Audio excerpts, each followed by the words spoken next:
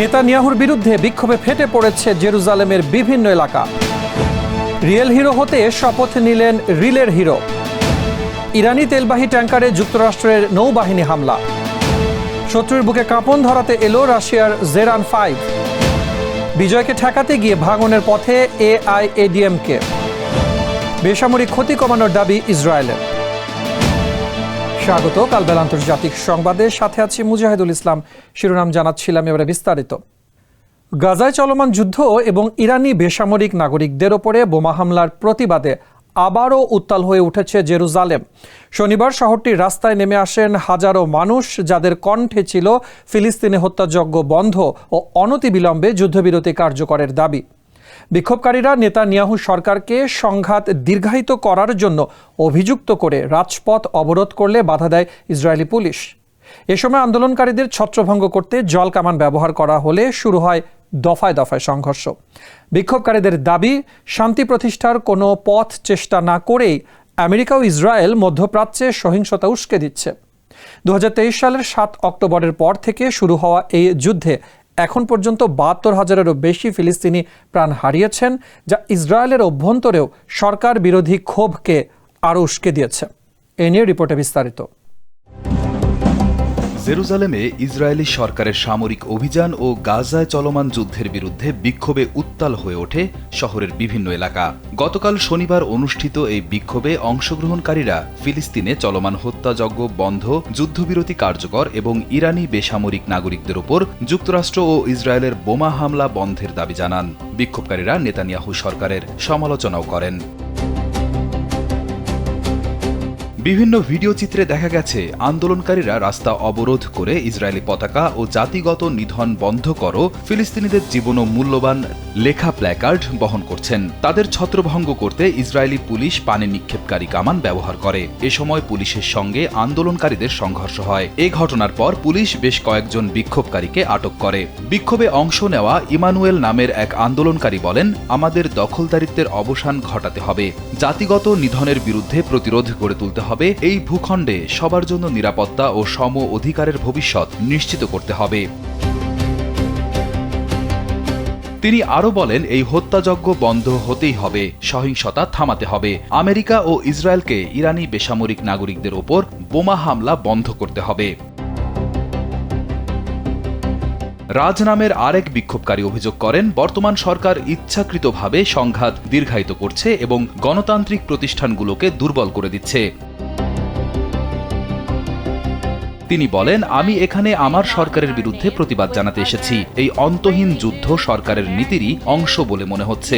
যুদ্ধ তখনই বৈধ হতে পারে যখন অন্য সব উপায় শেষ হয়ে যায়, কিন্তু অন্য কোনো পথই চেষ্টা করা হয়নি।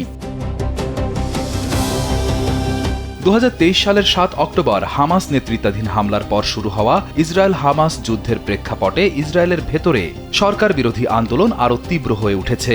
ওই হামলায় 1139 জন নিহত হন, যার অধিকাংশই ছিলেন ইসরায়েলি বেসামরিক নাগরিক। একই সঙ্গে 200 জনেরও বেশি মানুষকে জিম্মি করা হয়।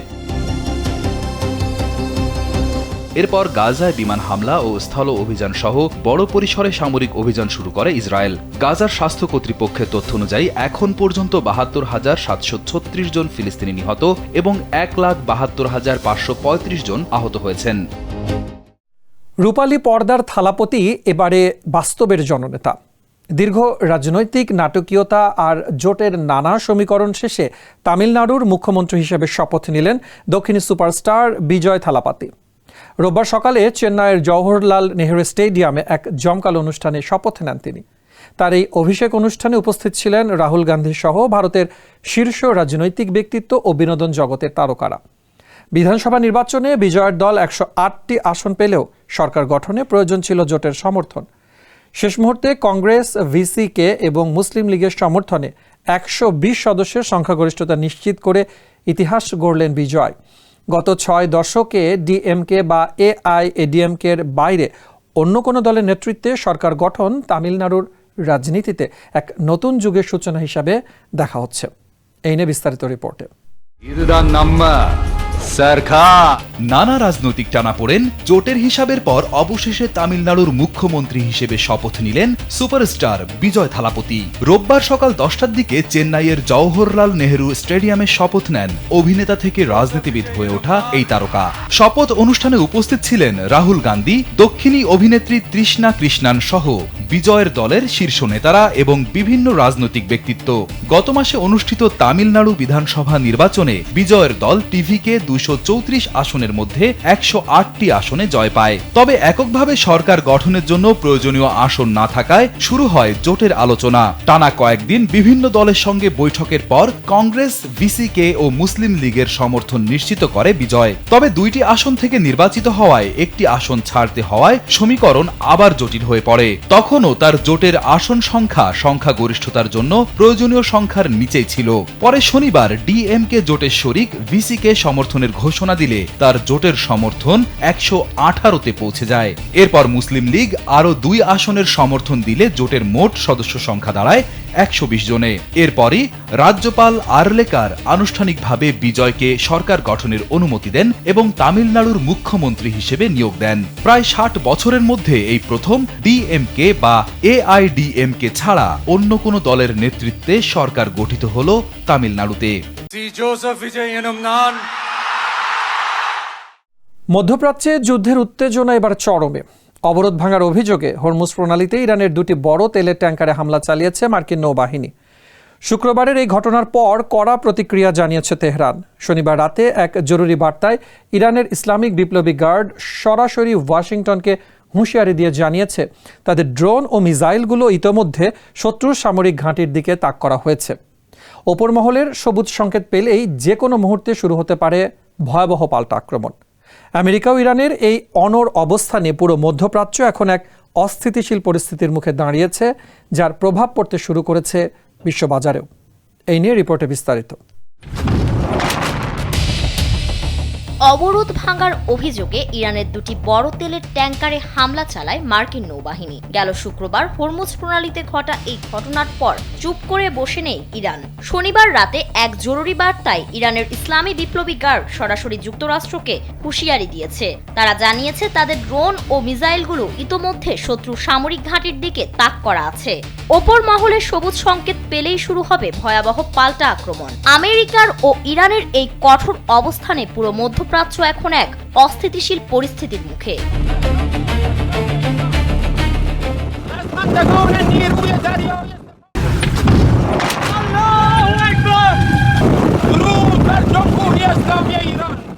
মস্কোর ঐতিহাসিক রেড স্কোয়ারে উদযাপিত হল 80তম বিজয় দিবস। দ্বিতীয় বিশ্বযুদ্ধে নাৎসি বাহিনীর বিরুদ্ধে তৎকালীন সোভিয়েত ইউনিয়নের জয় স্মরণে আয়োজিত এবারের প্যারেডটি ছিল এক অনন্য প্রেক্ষাপটে। নিরাপত্তার খাতিরে এবারে রেড স্কোয়ারে ভারী সামরিক সরঞ্জামের উপস্থিতি কম থাকলেও আলোচনার কেন্দ্রে ছিল রাশিয়ার নতুন প্রযুক্তির ড্রোন জেরান 5। ঘণ্টায় 600 কিলোমিটার বেগে 1000 কিলোমিটার দূরের লক্ষ্যবস্তুতে নিখুঁতভাবে আঘাত হানতে সক্ষম এই ড্রোনটিকে অনেকটা ছোট ক্রুজ মিসাইলের সঙ্গে তুলনা করা হচ্ছে। তবে এবারের বিজয় দিবসের সবচেয়ে বড় চমক ছিল মার্কিন প্রেসিডেন্ট ডোনাল্ড ট্রাম্পের মধ্যস্থতায় রাশিয়া ইউক্রেন 3 দিনের যুদ্ধবিরতি। এই চুক্তির আওতায় উভয় দেশ 1000 জন করে মোট 2000 জন যুদ্ধবন্দী বিনিময় করতে সম্মত হয়েছে, যাকে শান্তির পথে বড় এক মাইলফলক হিসেবে দেখা হচ্ছে। এই নিয়ে রিপোর্টে বিস্তারিত। রাশিয়ার রাজধানী মস্কোর ঐতিহাসিক রেড স্কোয়ারে গত 9 মে শনিবার পালিত হল 80তম বিজয় দিবস বা ভিক্টোরি ডে। দ্বিতীয় বিশ্বযুদ্ধে জার্মানির বিরুদ্ধে তৎকালীন সোভিয়েত ইউনিয়নের জয়ের স্মরণে প্রতি বছর এই দিনটি পালন করা হয়। তবে এবারের আয়োজনটি ছিল অন্য বছরের তুলনায় একদম আলাদা এবং কিছুটা ছোট। সাধারণত এই দিনে বিশাল বিশাল ট্যাঙ্ক এবং মিসাইল দিয়ে শক্তি প্রদর্শন করা হলেও এবার নিরাপত্তার খাতিরে রেড স্কোয়ারে ভারী সামরিক সরঞ্জাম দেখা যায়নি। প্যারেডে সশরীরে ট্যাঙ্ক না থাকলেও টেলিভিশনের পর্দায় এক বিশেষ ভিডিও সম্প্রচার করা হয়েছে। সেখানে দেখা গেছে ফ্রন্টলাইনে যুদ্ধরত রুশ সেনাদের কর্মকাণ্ড। সবচেয়ে বেশি আলোচিত হয়েছে নতুন প্রযুক্তির জেরান 2 এবং জেরান 5 নামক ড্রোন বা ইউএভি। এই ড্রোনগুলো দূর থেকে নিয়ন্ত্রণ করে শত্রুপক্ষের উপর নিখুঁতভাবে আঘাত হানতে পারে। বিশেষ করে জেরান 5 ড্রোনটি অনেকটা ছোট ক্রুজ মিসাইলের মতো কাজ করে, যার গতিবেগ ঘন্টায় 600 কিলোমিটার এবং এটি প্রায় 1000 কিলোমিটার দূরের লক্ষ্যবস্তুতে আঘাত হানতে সক্ষম। সবচেয়ে বড় চমকটি এসেছে মার্কিন প্রেসিডেন্ট ডোনাল্ড ট্রাম্পের পক্ষ থেকে। গত শুক্রবার তিনি ঘোষণা করেন তার সরাসরি হস্তক্ষেপে রাশিয়া ও ইউক্রেন 9 মে থেকে 11 মে পর্যন্ত 3 দিনের জন্য যুদ্ধ বন্ধ রাখতে রাজি হয়েছে। এই সময়ের মধ্যে কোনো পক্ষই একে অপরের উপর হামলা করবে না। এই যুদ্ধবিরতির সবচেয়ে বড় অর্জন হল বন্দি বিনিময়। ট্রাম্প জানিয়েছেন উভয় পক্ষই তাদের আটক করা 1000 জন করে মোট 2000 বন্দীকে মুক্তি দেওয়ার সিদ্ধান্ত নিয়েছে। ইউক্রেনের প্রেসিডেন্ট ভলোদিমির জেলেনস্কি বলেছেন, আমাদের কাছে রেড স্কোয়ারের প্যারেডের চেয়ে আমাদের বন্দী ভাইদের জীবন অনেক বেশি দামি। পুতিনের পক্ষ থেকেও এই উদ্যোগকে ইতিবাচক হিসেবে দেখা হয়েছে। তবে এই আনন্দের মাঝেও কিছুটা উত্তেজনা ছিল। রাশিয়ার প্রতিরক্ষা মন্ত্রণালয় আগেভাগেই হুঁশিয়ারি দিয়েছিল ম্যাসিভ রিটালিয়েটরি স্ট্রাইক বা বিশাল প্রতিশোধমূলক হামলা চালাবে। রিয়াদ হোসেন, কালবেলা। তামিলনাড়ুর রাজনীতিতে থালাপাতি বিজয় নাটকে উত্থানের পর এবারে বড় ধরনের ভাঙনের মুখে পড়েছে প্রধান বিরোধী দল এআইএডিএমকে। বিজয়কে ঠেকাতে গিয়ে দলের ভেতরেই শুরু হয়েছে নজিরবিহীন বিদ্রোহ। এনডিটিভির প্রতিবেদন অনুযায়ী দলটির সিনিয়র নেতা সিভি শানমুগাম আলাদা দল গঠনের পরিকল্পনা করছেন এবং তার সঙ্গে যোগাযোগ রাখছেন অন্তত 30 জন বিধায়ক। সবচেয়ে চমকপ্রদ তথ্য হলো বিদ্রোহী এই বিধায়কদের একটি বড় অংশ বিজয়ের দল টিভিকে সমর্থন দেওয়ার পাশাপাশি সরাসরি সেখানে যোগ দেওয়ার প্রস্তুতি নিচ্ছেন। শনিবার চেন্নাইয়ে শানমুগামের কার্যালয়ে দলের শীর্ষ নেতাদের গোপন বৈঠক এই জল্পনাকে আরও উস্কে দিয়েছে। বিশ্লেষকদের মতে ডিএমকে পরবর্তী যুগে তামিলনাড়ুর মসনদ দখলে এআইএডিএমকের এই ভাঙন বিজয়ের রাজনৈতিক পথকে আরও প্রশস্ত করতে পারে। এই নিয়ে রিপোর্টে বিস্তারিত। বিজয়কে ঠেকাতে গিয়ে এবার ভাঙনের মুখে পড়েছে এআইএডিএমকে। দলটির ভেতরে বড় ধরনের বিদ্রোহের খবর সামনে আসতেই তামিলনাড়ুর রাজনীতিতে শুরু হয়েছে নতুন নাটকীয়তা। রাজনৈতিক অঙ্গনে এখন জোর গুঞ্জন এআইএডিএমকের একাংশ দল ছেড়ে থালাপতি বিজয়ের দলে যোগ দিতে পারে। এনডিটিভির এক প্রতিবেদনে বলা হয়েছে এআইএডিএমকের সিনিয়র নেতা সিভি শানমুগাম দল ভেঙে আলাদা হওয়ার পরিকল্পনা করছেন। শুধু তাই নয়, তার সঙ্গে ইতোমধ্যেই 30 জনের বেশি বিধায়ক যোগাযোগ রাখছেন বলেও জানা গেছে। সবচেয়ে বেশি আলোচনায় এসেছে আরেকটি বিষয়, ওই বিধায়কদের কয়েকজন অভিনেতা রাজনীতিক থালাপতি বিজয়ের দল টিভিকে সমর্থন দেওয়ার পক্ষেও ঝুঁকছেন।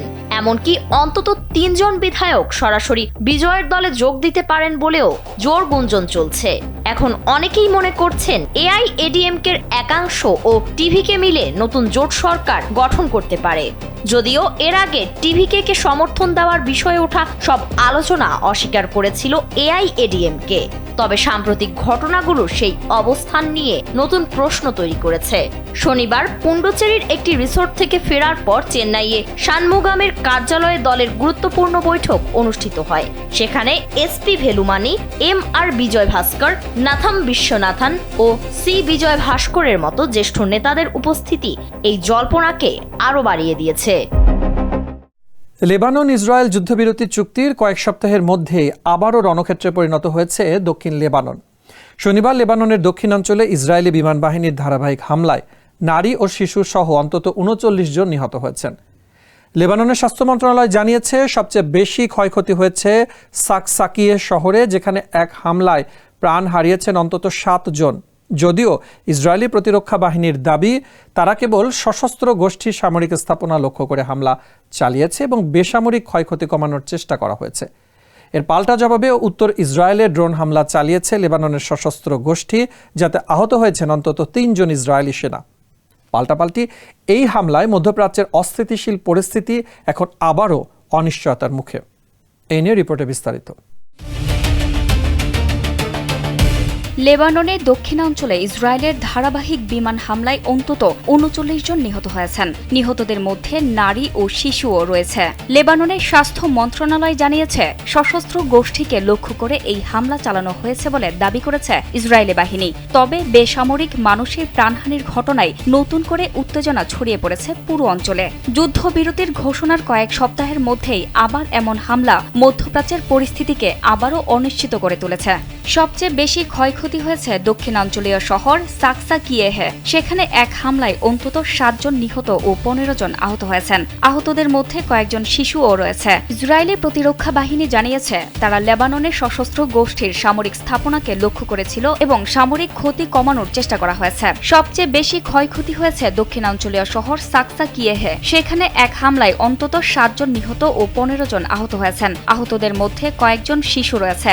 ইসরায়েলি প্রতিরক্ষা বাহিনী জানিয়েছে তারা লেবাননের সশস্ত্র গোষ্ঠীর সামরিক স্থাপনাকে লক্ষ্য করেছিল এবং বেসামরিক ক্ষতি কমানোর চেষ্টা করা হয়েছে। অন্যদিকে লেবাননের সশস্ত্র গোষ্ঠীও উত্তর ইসরায়েলে ড্রোন হামলা চালিয়েছে। এতে 3 জন ইসরায়েলি সেনা আহত হয়েছে বলে জানা গেছে। চলমান পাল্টাপাল্টি হামলা দ্রুত বন্ধ না হলে লেবানন ইসরায়েল সীমান্তে বড় ধরনের সংঘাত আবারও শুরু হতে পারে। দর্শক, এই ছিল কালবেলা আন্তর্জাতিক সংবাদে। ধন্যবাদ এতক্ষণ সাথে থাকার জন্য।